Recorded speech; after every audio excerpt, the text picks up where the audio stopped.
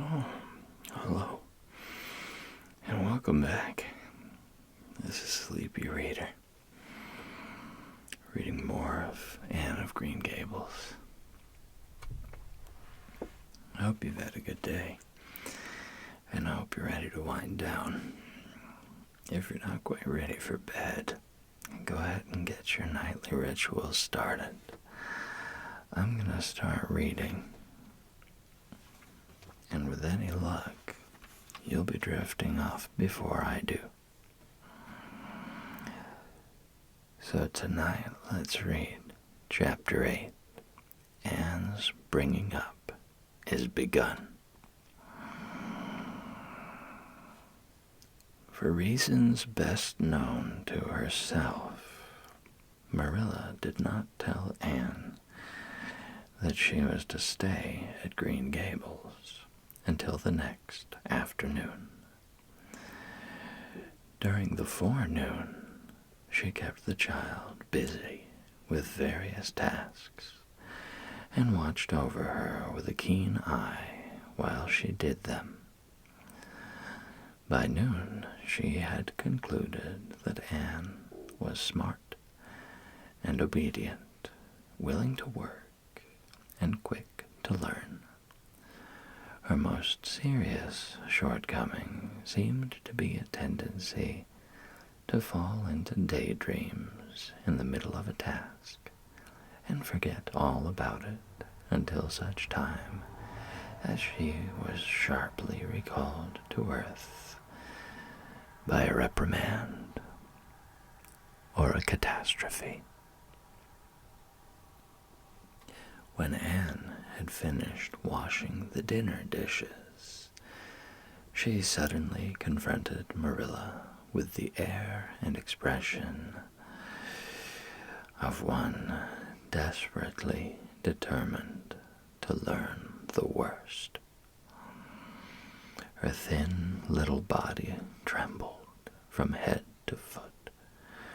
Her face flushed and her eyes dilated until they were almost black.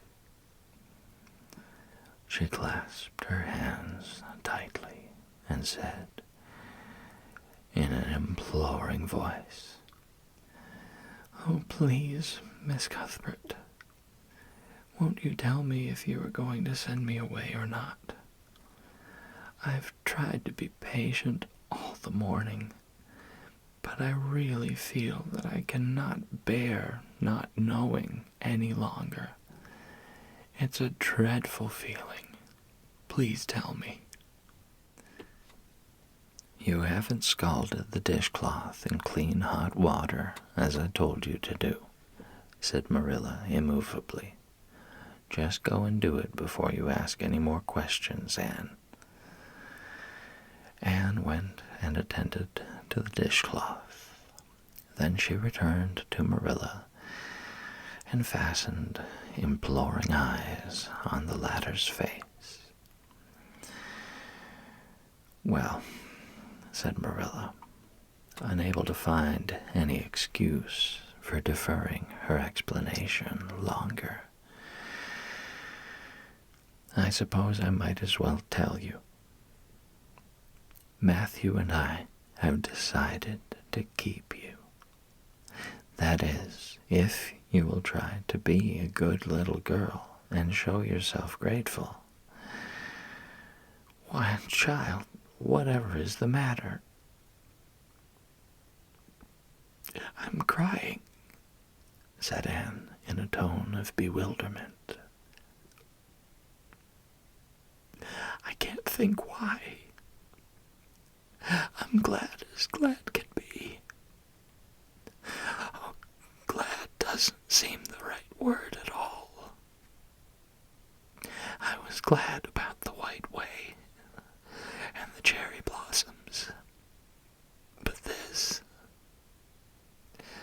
oh, it's something more than glad. I'm so happy. I'll try to be so good. It will be uphill work, I expect, for Mrs. Thomas has often told me I was desperately wicked. However, I'll do my very best. But can you tell me why I'm crying? I suppose it's because you're all excited and worked up, said Marilla disapprovingly. Sit down on that chair and try to calm yourself. I'm afraid you both cry and laugh far too easily. Yes, you can stay here, and we will try to do right by you. You must go to school, but it's only a fortnight till vacation, so it isn't worthwhile for you to start before it opens again in September.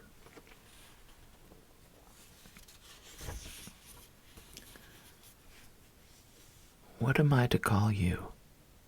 Asked Anne. Shall I always say Miss Cuthbert? Can I call you Aunt Marilla? No, you'll call me just plain Marilla. I'm not used to being called Miss Cuthbert, and it would make me nervous. It sounds awfully disrespectful to say just Marilla, protested Anne. I guess there'll be nothing disrespectful in it if you're careful to speak respectfully. Everybody, young and old, in Avonlea calls me Marilla, except the minister. He says Miss Cuthbert when he thinks of it. I'd love to call you Aunt Marilla, said Anne wistfully. I've never had an aunt or any relation at all, not even a grandmother. It would make me feel as if I really belonged to you. Can't I call you Aunt Marilla? No, I'm not your aunt, and I don't believe in calling people names that don't belong to them. But we could imagine you were my aunt. I couldn't, said Marilla grimly. Do you never imagine things different from what they really are? Asked Anne, wide-eyed. No. Oh. Anne drew a long breath. Oh, Miss Marilla, how much you miss. I don't believe in imagining things different from what they really are, retorted Marilla. When the Lord puts us in certain circumstances, He doesn't mean for us to imagine them away. And that reminds me, go into the sitting room, Anne. Be sure your feet are clean, and don't let any flies in, and bring me out the illustrated card that's on the mantelpiece. The Lord's Prayer is on it, and you'll devote your spare time this afternoon to learning it off by heart. There's to be no more of such praying as I heard last night. I suppose I was very awkward, said Anne apologetically. But then, you see, I've never had any practice. You couldn't really expect a person to pray very well the first time she tried, could you? I thought out a splendid prayer after I went to bed, just as I promised you I would. It was nearly as long as a minister's and so poetical. But would you believe it? I couldn't remember one word when I woke up this morning.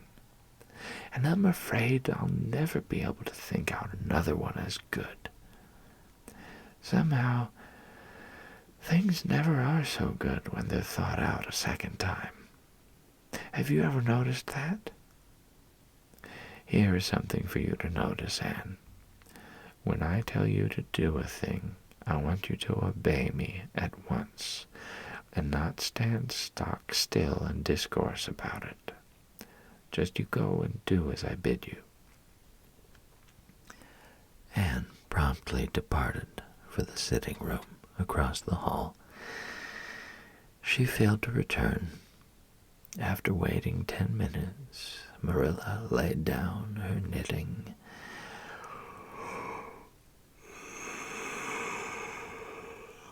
and marched after her with a grim expression. She found Anne standing motionless before a picture hanging on the wall between the two windows, with her hands clasped behind her face uplifted, and her eyes a star with dreams.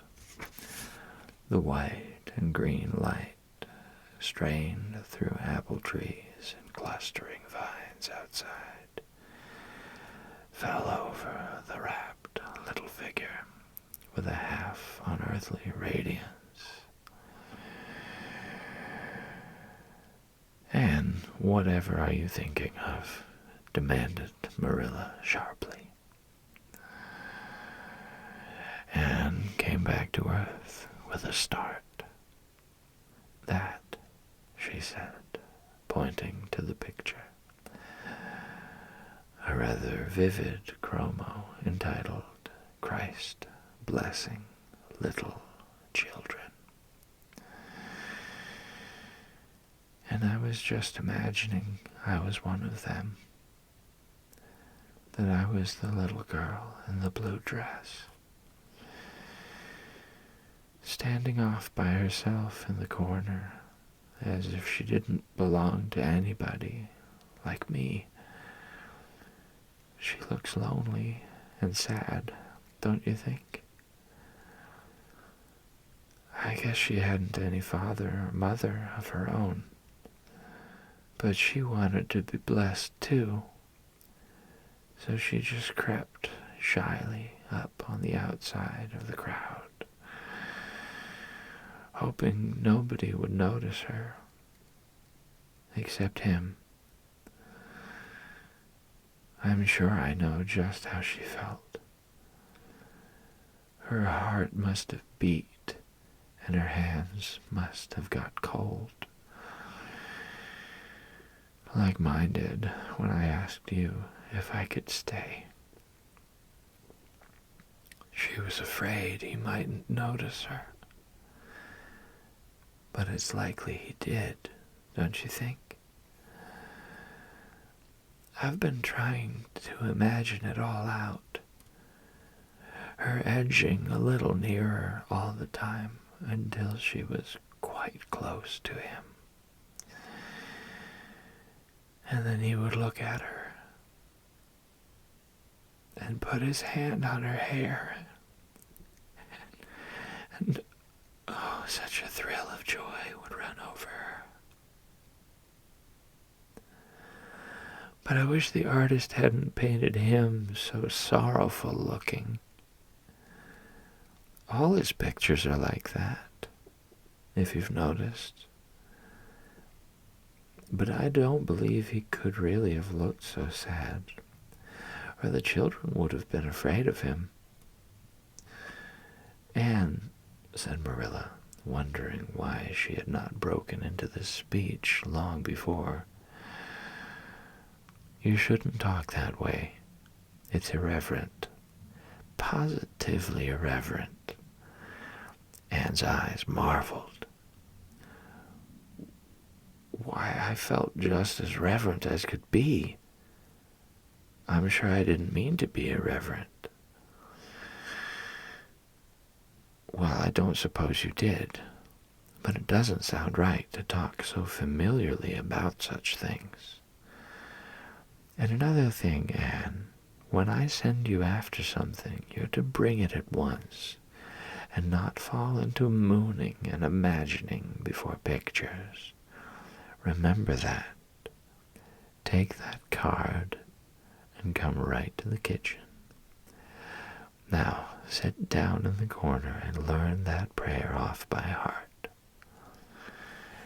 Anne set the card up against the jug full of apple blossoms she had brought in to decorate the dinner table. Marilla had eyed that decoration askance, but had said nothing, propped her chin on her hands, and fell to studying it intently for several silent minutes. "I like this," she announced at length. "It's beautiful. I've heard it before. I heard the superintendent of the asylum Sunday school say it over once. But I didn't like it then. He had such a cracked voice, and he prayed it so mournfully. I really felt sure he thought praying was a disagreeable duty. This isn't poetry, but it makes me feel just the same way poetry does. Our Father which art in heaven, hallowed be thy name. That is just like a line of music. Oh, I'm so glad you thought of making me learn this, Miss Marilla. Well, learn it and hold your tongue, said Marilla shortly, and tipped the vase of apple blossoms near enough to bestow a soft kiss on a pink-cupped bud, and then studied diligently for some moments longer. "Marilla," she demanded presently, "do you think that I shall ever have a bosom friend in Avonlea?" A what kind of a friend?" "A bosom friend, an intimate friend, you know. A really kindred spirit to whom I can confide my inmost soul. I've dreamed of meeting her all my life. I never really supposed I would, but so many of my loveliest dreams have come true all at once, that perhaps this one will too. Do you think it's possible?" "Diana Barry lives over at Orchard Slope, and she's about your age. She's a very nice little girl, and perhaps she will be a playmate for you when she comes home. She's visiting her aunt over at Carmody just now. You'll have to be careful how you behave yourself, though. Mrs. Barry is a very particular woman. She won't let Diana play with any little girl who isn't nice and good." Anne looked at Marilla through the apple blossoms, her eyes aglow with interest. "What is Diana like? Her hair isn't red, is it? Oh, I hope not. It's bad enough to have red hair myself, but I positively couldn't endure it in a bosom friend. Diana's a very pretty little girl. She has black eyes and hair and rosy cheeks, and she is good and smart, which is better than being pretty."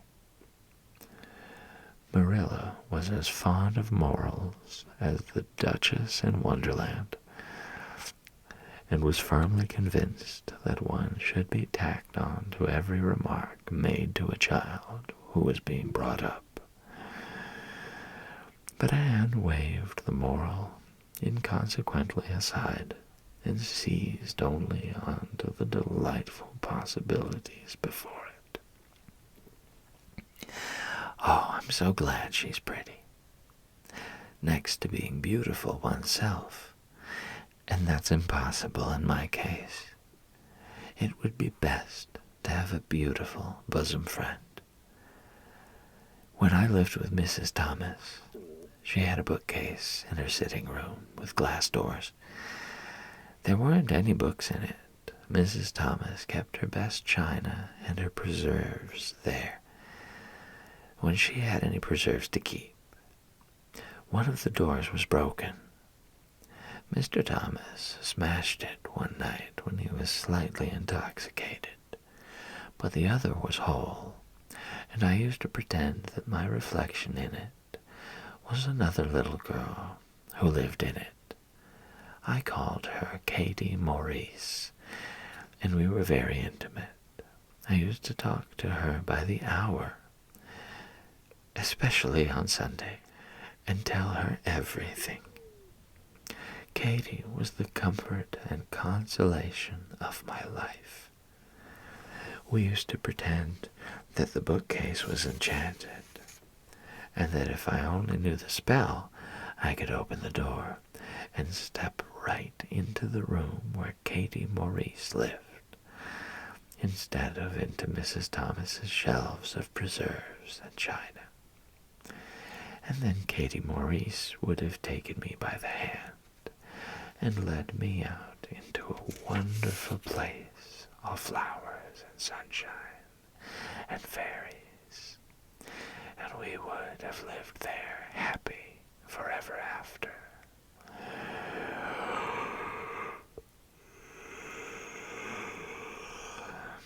When I went to live with Mrs. Hammond, it just broke my heart to leave Katie Maurice. She felt it dreadfully, too. I know she did, for she was crying when she kissed me goodbye through the bookcase door.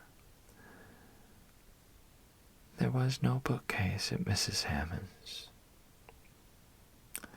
but just up the river a little way from the house there was a long green little valley, and the loveliest echo lived there.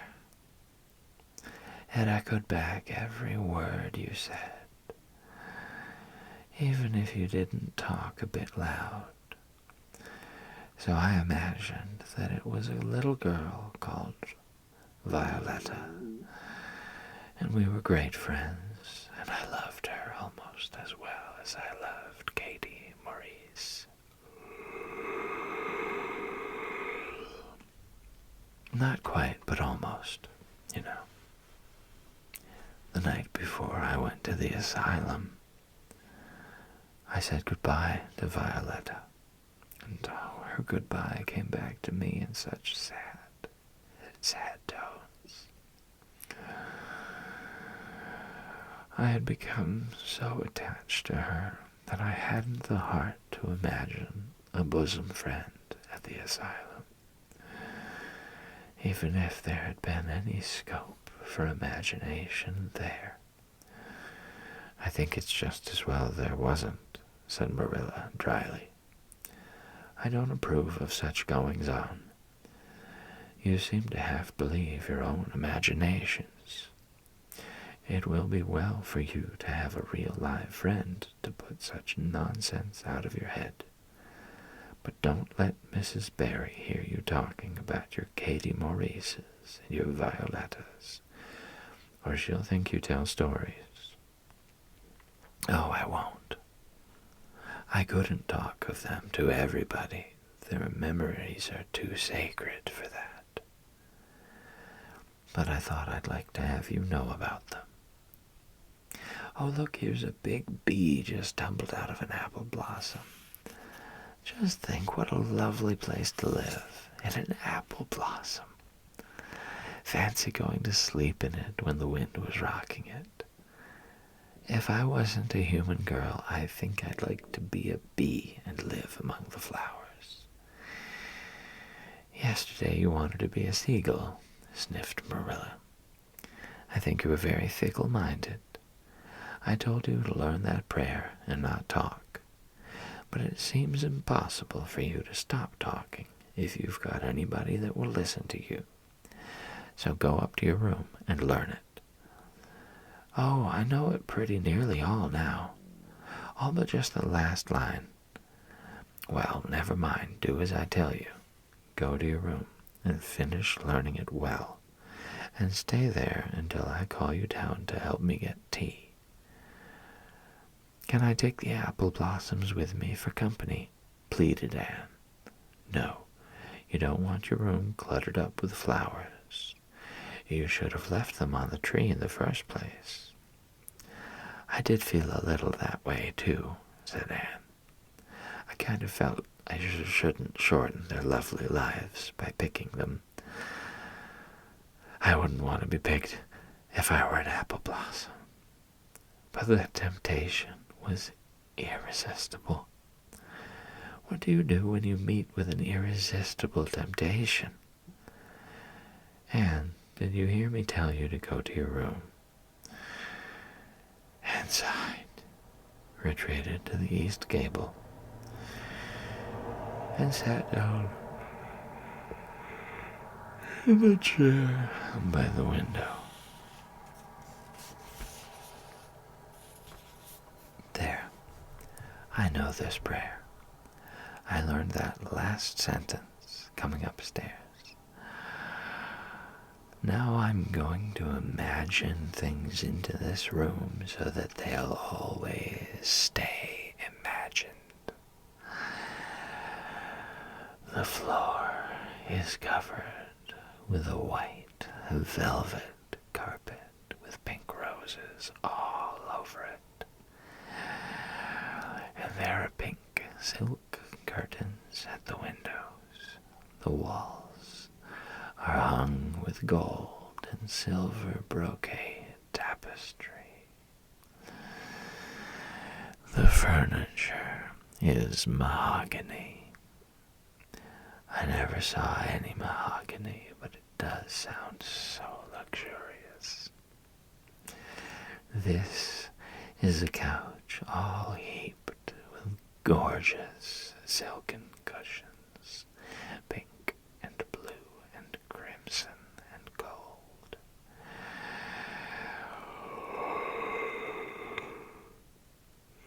And I am reclining gracefully on it. I can see my reflection in that splendid big mirror hanging on the wall. I am tall and regal, clad in a gown of trailing white lace, with a pearl cross on my breast, and pearls in my hair. My hair is of midnight darkness, and my skin is a clear ivory pallor. My name is the Lady Cordelia Fitzgerald. No, it isn't. I can't make that seem real. She danced up to the little looking-glass and peered into it. Her pointed, freckled face and solemn gray eyes peered back at her. "You're only Anne of Green Gables," she said earnestly. "And I see you, just as you are looking now. Whenever I try to imagine I'm the Lady Cordelia,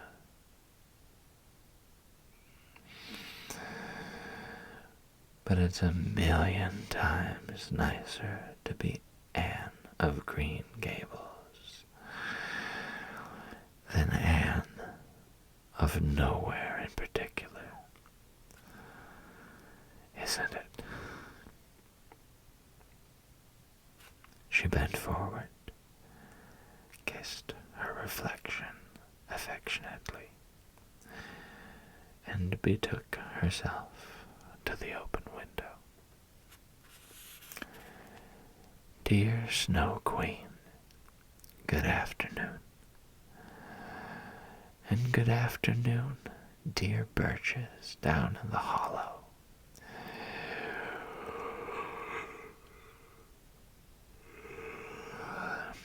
Good afternoon, dear gray house up on the hill.